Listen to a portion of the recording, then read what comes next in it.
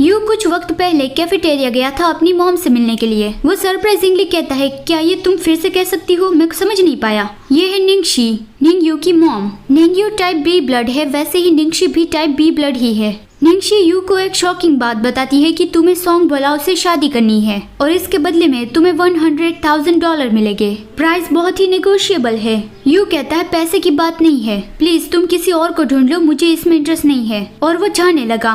निंगशी कहती है, क्या तुम्हें अब भी वो बच्चा याद है? अगर तुम इस बात के लिए मान गए तो मैं तुम्हें बता दूंगी कि वो बच्चा कहाँ पे है। यू ये सुन के चौंक गया और कहता है कि ये तो इम्पॉसिबल है। निंगशी अपने फोन में कुछ कर रही थी और कहती है, कुछ भी इम्पॉसिबल नहीं है, मैंने उस वक्त उसे बचा लिया था। अगर तुम उसे देखना चाहते हो तो जो मैं कह रही हूँ वो कर दो, लेकिन अगर तुम उसे नहीं देखना चाहते तो ऐसा प्रिटेंड करो कि मैंने तुम्हें कुछ कहा ही नहीं था। हम फिर बाद में सारे टर्म्स एंड कंडीशंस फिर से डिस्कस कर लेंगे। बस 6 महीने के बाद मैं उसे तुम्हारे पास ले आऊंगी। और वो अपने फोन में एक बच्चे की फोटो दिखाती है। उस बच्चे ने कैप पहनी हुई थी तो ठीक से उसका फेस नहीं दिख रहा था, लेकिन उसके बालों का रंग देख के आपको शक हो रहा है ना कि वो सोंग बोलाओ का बेटा हो सकता है। यू उसे करीब से देखना चाहता था, लेकिन निंगशी तो उससे जरा सा देखने भी नहीं देती और कहती है, सोंग बोलाओ के साथ शादी कर लो, इससे तुम्हें कुछ भी खोना नहीं पड़ेगा, क्योंकि उससे शादी के बाद तुम्हें काफी सारे पैसे मिलेंगे, रेपुटेशन मिलेगी, जिसके लिए लोग तरसते हैं। और इससे एक बड़ा फायदा भी तो हो रहा है, तुम अपने बेटे से मिल पाओगे।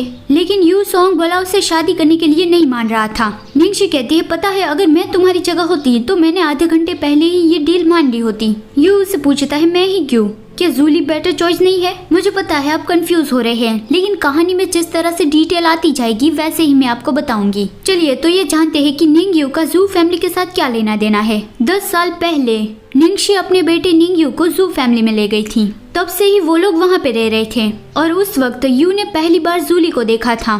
जूली बहुत ज्यादा ब्यूटीफुल था। यू को ऐसा लगा था कि वो किसी परी से मिल रहा है।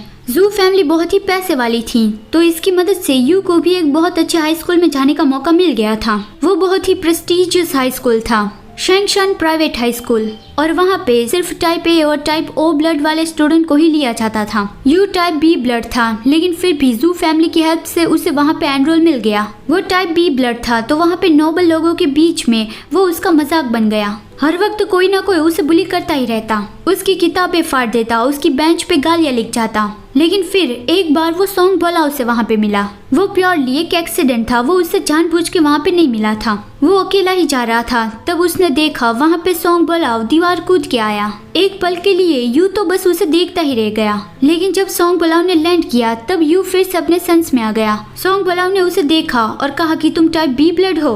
वो यू को साइड में करता हुआ चला गया कि मेरे रास्ते से हट जाओ। तो अब पास्ट का सीन खत्म होता है, प्रेजेंट का सीन आता है, जहाँ पे यू कैफेटेरिया में है, निंगशी से बात कर रहा है। यू कहता है, मेरा फर्स्ट नेम जू नहीं है तो मैं उससे क्यों शादी करूं? मतलब कि जू वुड इंडस्ट्री है और शिया शेंग ग्रुप है, उन दोनों के बीच बिजनेस के लिए शादी हो रही है। बिजनेस बॉन्ड के लिए जू और शिया सरनेम वाले को शादी करनी चाहिए, लेकिन यहाँ पे बात हो रही है सोंग और निंग सरनेम की, तो इसलिए ही निंगयू उसे कह रहा है कि मेरी सरनेम जू तो नहीं है। निंगशी कहती है, सोंग बोलाओ की सरनेम भी शिया थोड़ी है। यू कहता है, वो मुझसे शादी के लिए कभी नहीं मानेगा। निंगशी कहती है, तुम गलत हो, वो मान गया है। तो फिर से वही सीन आता है जहाँ पे यू गलती से सोंग बोलाओ की ऑफिस में पहुँच गया है। सोंग बोलाओ का बेटा तो यू के पीछे छुप रहा है, पता नहीं शायद वो अपने पापा से डरता होगा। सोंग बोलाओ ने अभी ये एंटी बाइट मास्क पहना है। नियम के हिसाब से टाइप ए ब्लड वालों को ये एंटी बाइट मास्क पहनना होता है। सोंग बोलाओ गुस्से से यू को पूछता है, तुम यहाँ पे क्यों आए हो? अभी हमारा कॉन्ट्रैक्ट साइन करने में 2 महीने बाकी है,